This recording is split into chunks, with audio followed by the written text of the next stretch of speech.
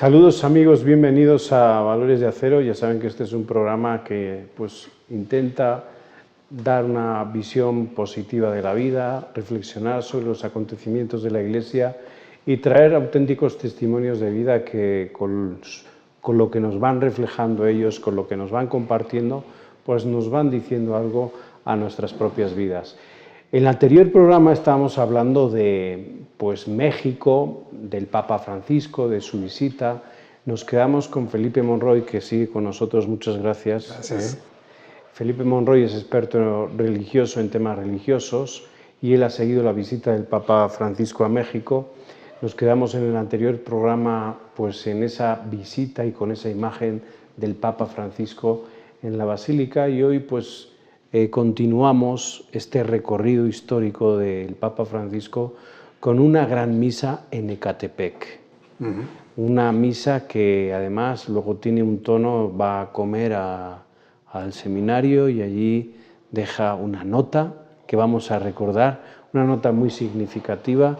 Y bueno, el mensaje en Ecatepec, la gente, tú estabas allá también en Ecatepec. ¿Qué te dejó Ecatepec? ¿Qué escribías en tu bitácora cuando el Papa llega ya a una población tan grande y tan necesitada? Bueno, Ecatepec, hay que poner en contexto a la audiencia, es territorialmente es un pequeño municipio en el centro del Estado de México, un gran estado, condensa el 15% de la población total del país. Y este municipio en particular, a pesar de tener unas fronteras verdaderamente pequeñas, cada vez más reducidas, tiene una densidad poblacional altísima. Viven más de 2 millones de personas en un pequeño pedazo. El obispo de Ecatepec, el primer obispo de Ecatepec, don Onésimo Cepeda, decía una frase muy interesante sobre su municipio, sobre su demarcación. Él decía que él no podía vivir como rico en Ecatepec porque en Ecatepec no había una sola zona residencial. Es decir, es una zona popular 1000%. Hasta allí quiso llegar el Papa Francisco a celebrar una misa en una zona verdaderamente abierta, escampada, en un suelo duro, es decir, es una zona semiárida también del país, y hasta allí llegó mucha gente, aguantó, lo cual me parece verdaderamente heroico y siempre necesario de recordar. La gente aguantó un día antes y toda la madrugada antes del domingo que se celebró la misa, aguantó temperaturas de hasta 3 grados centígrados, a la mitad del escampado. Entonces, una fe verdaderamente grande para poder estar allí con el Papa a celebrar esta misa.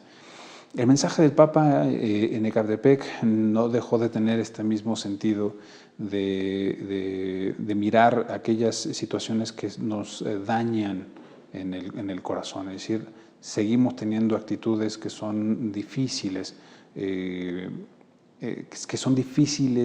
que a partir de ellas podamos construir. Es decir, sobre cierto terreno infértil no crece bien la flor. Entonces, tenemos que verificar qué tipo de suelo somos. Tenemos que contrastar con nuestras situaciones personales, anímicas, hasta dónde estamos fallando, cuáles son también un poco de enfermedades que puede padecer nuestro corazón y que no dejan que crezcamos como persona, como familia, como sociedad. Y a pesar de que en gran sentido pareció ser una homilía un poco dura, un poco triste, es decir, recordándonos estas miserias humanas a las que estamos sujetos, no dejó de mencionar otra vez esta potencialidad humana que tiene México en sus jóvenes, en su clase humilde, en los trabajadores, en las muchas mujeres que transforman esta nación día a día, en los muchos jóvenes que tienen anhelos de construir, de cambiar estas realidades. Creo que esa parte fue la central del mensaje del Papa en Ecatepec.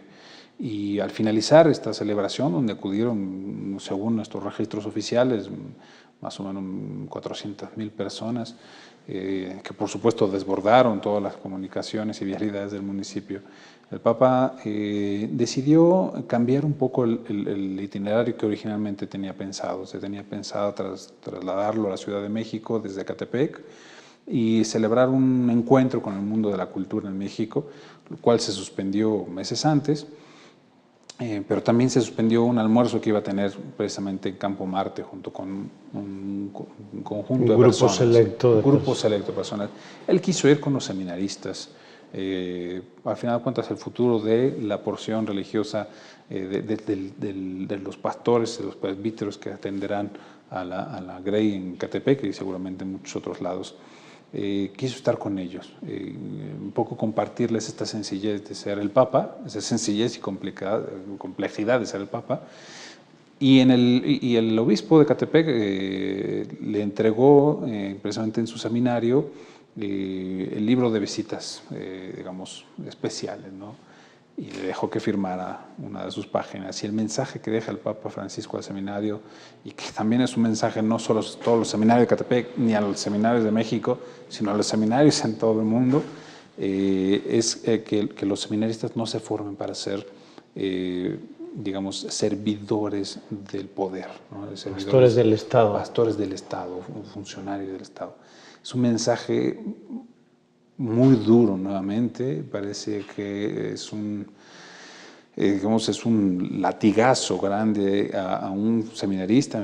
Platiqué con varios de ellos, he platicado con muchos seminaristas después de esto, preguntándoles qué significa para ti ser un pastor del Estado, o por qué el Papa le pide a los seminaristas mexicanos no serlo. Quizá viendo a los presbíteros actuales, no lo sé, es decir, es un poco críptico el mensaje del Papa, pero también muy claro.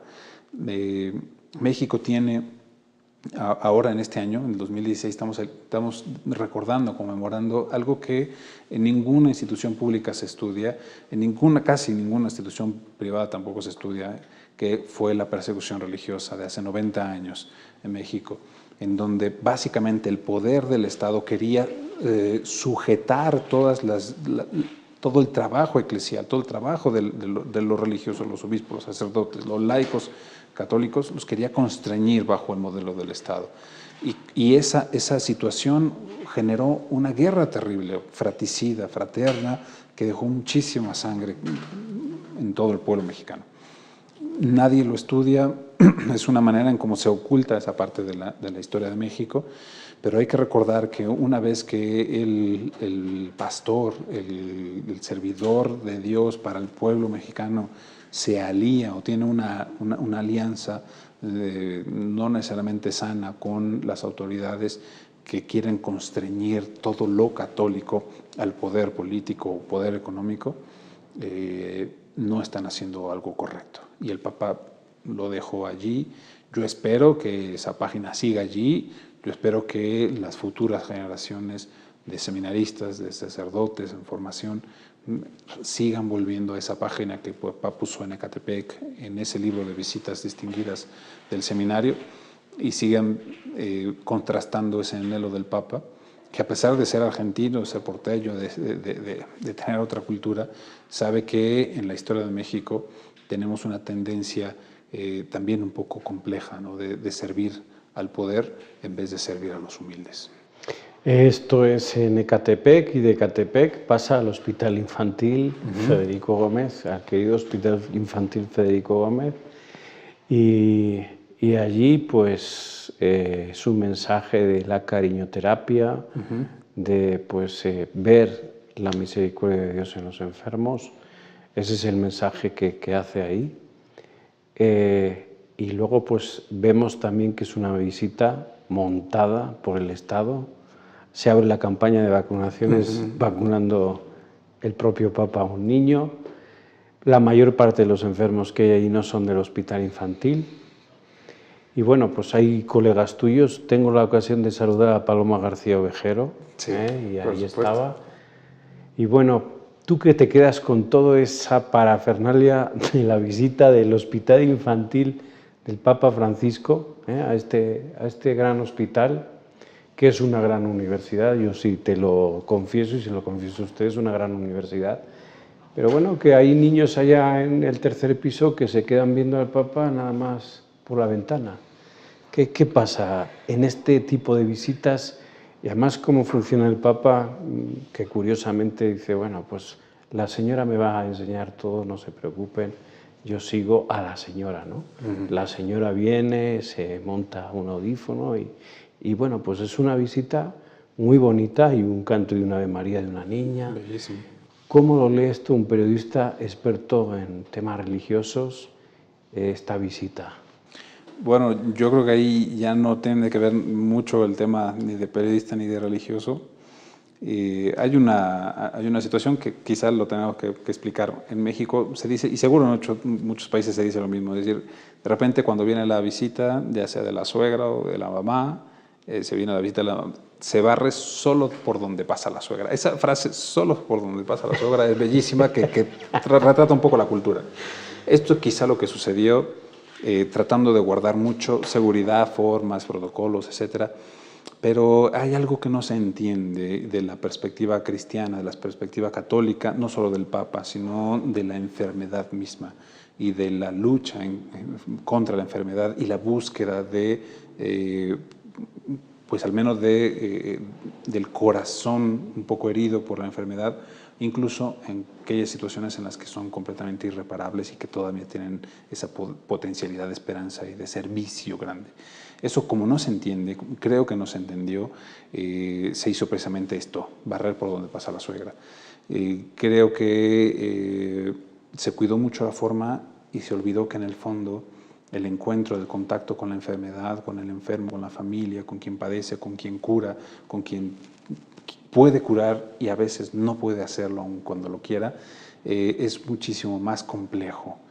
Toca unas fibras morales, espirituales, muy profundas en el ser humano y pues se quedó precisamente en eso, se quedó en un protocolo, en una visita con muchos globos, con parafernalia muy linda, pero en el que desgraciadamente perdimos la oportunidad de escuchar y de ver lo que verdaderamente desde el corazón cristiano se piensa sobre la enfermedad, que no solamente es una situación compleja, sino también es una gracia para poder dar un testimonio de fe, de creer en mucho más allá de estar sano, sino en un servicio muy complejo de entender. Pero dejarse querer y querer. Era una oportunidad que dejamos pasar y bueno, pues nos quedamos un poquito con la faramalla. Sí, sí. Y ni hablar. El espectáculo. Fue lo que hubo. Bueno, vamos con Gaby Ríos, las 5 noticias más importantes de la Iglesia Católica y de la Orden de los Agustinos Recoletos y regresamos aquí a Valores de Acero.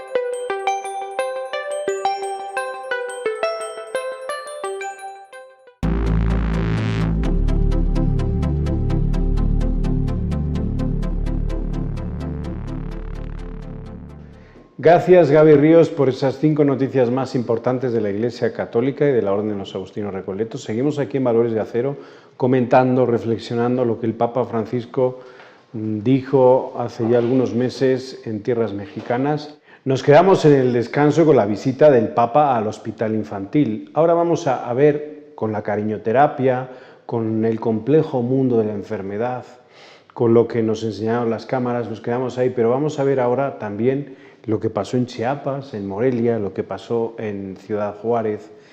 De Chiapas, el mundo indígena estaba presente, pero también nos llegan informaciones por parte de congregaciones que están ahí en Chiapas que no les dejaron acceder a la misa con el Papa. El Papa quería ese contacto con el mundo indígena. ¿Qué impresiones tienes tú apuntadas en tu bitácora? Bueno, la visita a Chiapas era uno de los puntos más esperados. Quizá personalmente, como periodista, quería que estuviera en Chiapas. Me llama mucho la atención la situación. por dos elementos principales. Por supuesto que uno de los valores importantes que tiene este país, unos recursos pues, humanos pues, impagables, son precisamente las comunidades indígenas. Unas comunidades que no han dejado de tener muchísimas dificultades a su seno, en su organización propia, en la manera en cómo transmiten su propia identidad, las afrentas que tienen que pasar en el mundo moderno, en un país que los ha metido en un engranaje de productividad y de anhelos y de deseos. Era importante saber que el Papa quería estar con ellos, decirles algunas palabras, y creo que dice las palabras, un par de mensajes muy concretos. Primero, hacerles ver y reconocer que ellos han sido, por su propia identidad, gracias a su identidad indígena, han sido los mejores, digamos, los mejores habitantes de la naturaleza, han sabido congeniar el trabajo cultural, el desarrollo humilde pero simbólico, con este cuidado a la naturaleza, una preocupación que el Papa Francisco ha venido expresando en diferentes foros y particularmente en su encíclica Laudato Si, digamos, en la búsqueda de la defensa de la creación y en la promoción del medio ambiente como una tarea urgente para todo el mundo. Y pone a los indígenas como este modelo a seguir, un modelo que quizá en la cultura nos puede resultar un poco difícil de entender, pero que tenemos que precisamente encontrarnos con ellos y saber de qué manera han logrado este equilibrio. Esto es lo primero. Y lo segundo es este perdón que como pontífice ofrece, pero también seguramente como un representante de esta cultura cristiana occidental, que de cierto modo ha sido una de las habitantes del proceso de depredación de las diferentes culturas en el mundo. Lo dijo en Chiapas, lo ha venido sosteniendo en algunos otros momentos, recientemente en el viaje de vuelta del Papa de Polonia a Roma, después de celebrar la Jornada Mundial de la Juventud, le hacían esta pregunta después del asesinato del sacerdote francés Hamel, allá en Normandía. ¿Por qué no declaraba fuertemente que el Islam era el propiciador de la violencia en el mundo, del terrorismo en el mundo? Y el Papa decía, porque si digo que el Islam es el propiciador de la violencia en el mundo, tengo que reconocer que los bautizados cristianos también lo somos. Lo ha venido insistiendo, es decir, hay un proceso de depredación, no me cabe otra palabra, cultural que ha existido también las diferentes comunidades e historias religiosas católicas, cristianas y de diferentes credos han sido partícipes de esto, y el Papa pide perdón. El Papa pide perdón no menospreciando la identidad cristiana que puede trabajar junto con las comunidades indígenas, que pueden crecer juntas, que pueden nutrirse ambas, pero reconociendo que hemos hecho cosas mal y que tenemos que pedir perdón con mucha humildad sobre las cosas que hemos hecho mal. Las cosas que hacemos bien, bueno, hay que potenciarlas y seguir trabajando. Ahora, lo curioso del asunto es que en el momento en el que el Papa pedía perdón a las comunidades indígenas y en el momento en el que el Papa reconocía a las comunidades indígenas como estas comunidades protectoras o que han logrado algunos equilibrios ambientales o con la naturaleza, este diálogo fecundo con la naturaleza, muchos indígenas estaban siendo apartados de ese momento, no fueron partícipes de ello, fueron excluidos de la celebración que se tuvo en San Cristóbal de las Casas. Esto lo denunció el propio obispo de San Cristóbal de las Casas, Felipe Arizmendi, diciendo que con mucha tristeza tuvo que reconocer que por disposiciones de seguridad, otra vez de protocolos, de esta espectacularidad de la visita del Papa, tuvieron que quedar fuera. Ahora no recuerdo bien la cifra, pero me parece que fueron 10.000 indígenas que quedaron fuera de este evento, lo cual nuevamente tuvo que el obispo pedir perdón.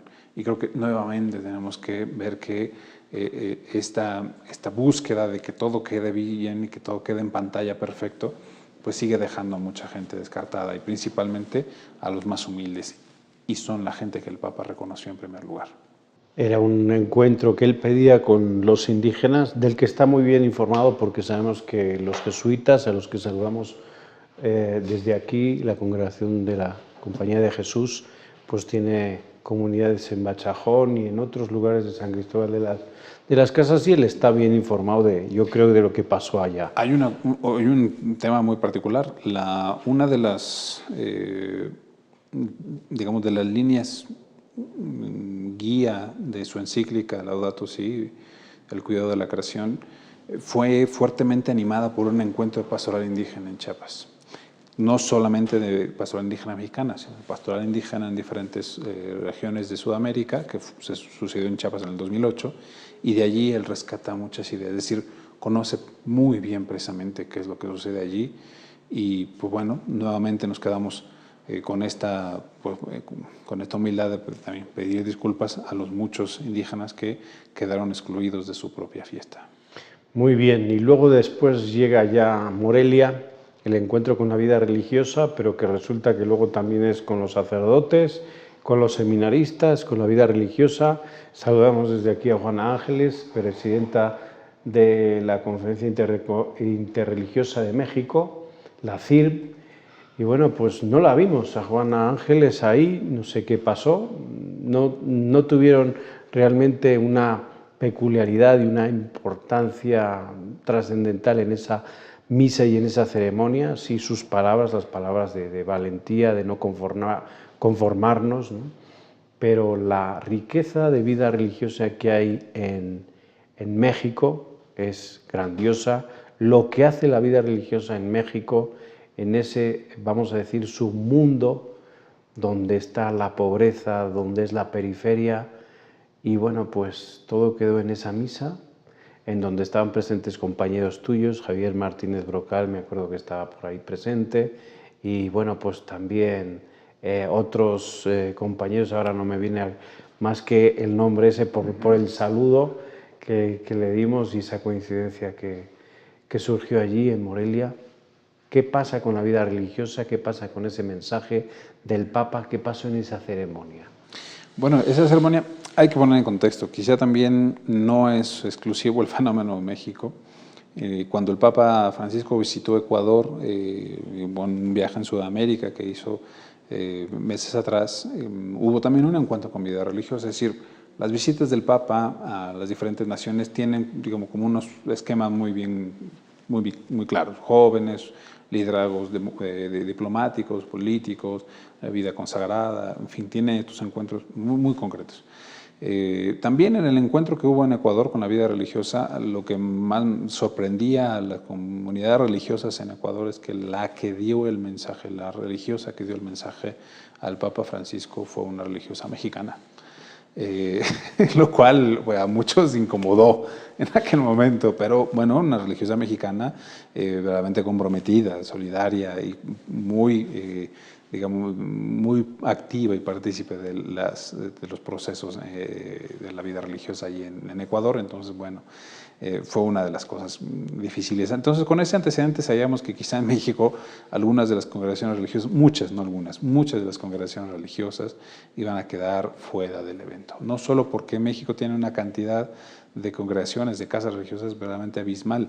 Hace ya muchos años, me acuerdo haber hecho un pequeño censo en la Ciudad de México solamente, y no es quizá una de las comunidades más grandes, pero en la Ciudad de México había más de 400 casas de religiosas femeninas, o desde comunidades femeninas religiosas en México solamente, en la Ciudad de México. La Mancha está en el centro. Seguramente en Guanajuato, en Querétaro, en Michoacán, hay muchísimas más, en muchos otros estados, pero nos da un poco el panorama de que hay una gran cantidad de comunidades religiosas, entonces no iban a caber todas. El asunto es que la CIRMA, también la madre de Juan Ángeles Zárate, le mandamos un gran abrazo, un saludo, que la queremos mucho.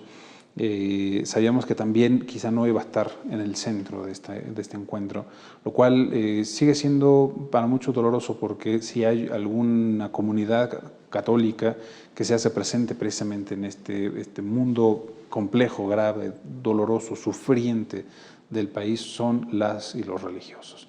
Están los que acompañan a los migrantes, el mundo de la salud, los que acompañan a los huérfanos, a los que acompañan a los procesos educativos fuera de los institucionales, pero que ayudan a crecer a los jóvenes y a los niños, a madurar en otros espacios de su vida, pues son precisamente las y los religiosos. Y bueno, tampoco tuvimos ahí oportunidad de escucharlos más. Y el Papa les dice una frase muy importante, no se conformen con esto. Ya sabemos que están trabajando en estas fronteras y ya sabemos que están sufriendo muchas situaciones. Sabemos que sufren no solamente por las situaciones políticas, sociales o culturales económicas del país, sino también incluso por los pastores, por las mismas movilizaciones que suceden dentro de la iglesia. Sabemos que no se conformen, trabajen todavía más. Nos tenemos que ir y nos vamos con Ciudad Juárez, el encuentro con los migrantes de un lado y de otro, con los presos en un reclusorio. ¿Qué te deja eso?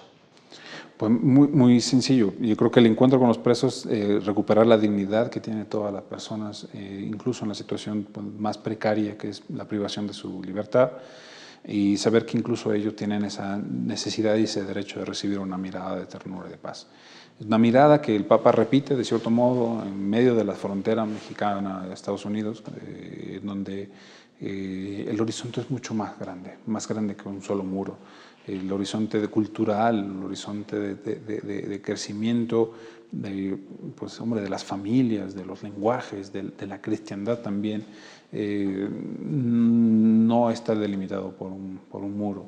Podemos crecer juntos hacia muchas cosas. Y el Papa mira hacia Estados Unidos, y cuando voltea y mira hacia México, ve a hermanos norteamericanos, hermanos mexicanos con esas identidades particulares, pero son dos países que tienen una entreverada relación en la que pues no podemos nosotros ni un lado negarla ni otro lado despreciarla. Entonces, y es muy fuerte el mensaje, esa presencia del Papa en esa frontera, además donde mucha gente muere buscando oportunidades de desarrollo.